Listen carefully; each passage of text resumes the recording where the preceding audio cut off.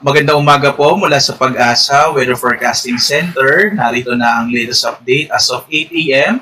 sa bagyong si Tropical Storm Bashang na may international name na Peña. At ito po yung kanyang current sa ating latest satellite images. Ang huling lokasyon ng bagyong Bashang ay nasa may katubigan ng Malimono, Surigao del Norte. Talaga yung pinakamalakas na hangin sa 65 kilometers per hour malapit sa gitna.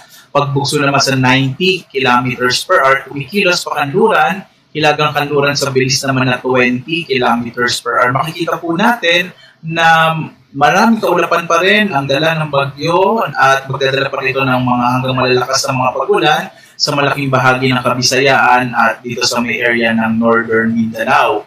Sa latest track ng bagyo, una naglandfall ang bagyong Bashang kagabi dito sa may bahagi ng Bayabas, Surigao del Sur, at ngayon nga ay papalabas na po ito ng kalupaan ng Mindanao, patungo ito sa area ng Bohol, at maaari po ito maglandfall somewhere in Bohol, and then dito po sa may southern part ng Cebu at sa may Negros Island. By tomorrow, nasa may bahagi na po ito ng Panay Islands, at posible pong baybayin niya ang patungo sa may northern part ng Palawan. Sa ating latest track nga, posibleng maging isang low pressure area na lamang ang bagyong Bashang by Sunday, sa araw po ng Linggo, February 8. At sa ngayon po, dahil sa bagyong Bashang, nakataas pa rin ang signal number 2, southern portion ng Leyte, southern Leyte, Bohol, central southern portions ng Cebu, Siquijor, Negros Oriental, southern portion ng Negros Occidental, Dinagat Islands, Surigao del Norte, signal number 2 din po sa northern portion ng Surigao del Sur, Agusan del Norte, northern portion ng Agusan del Sur, Camiguin, Misamis Oriental, eastern portion ng Misamis Occidental.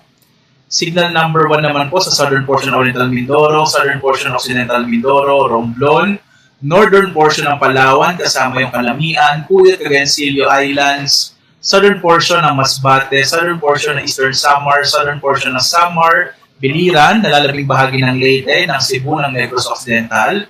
Signal number 1 din po sa may Guimaras, Iloilo, Capiz, Aklan, Antique, central portion ng Surigao del Sur, central portion ng Agusan del Sur, northern central portion sa Bukidnon,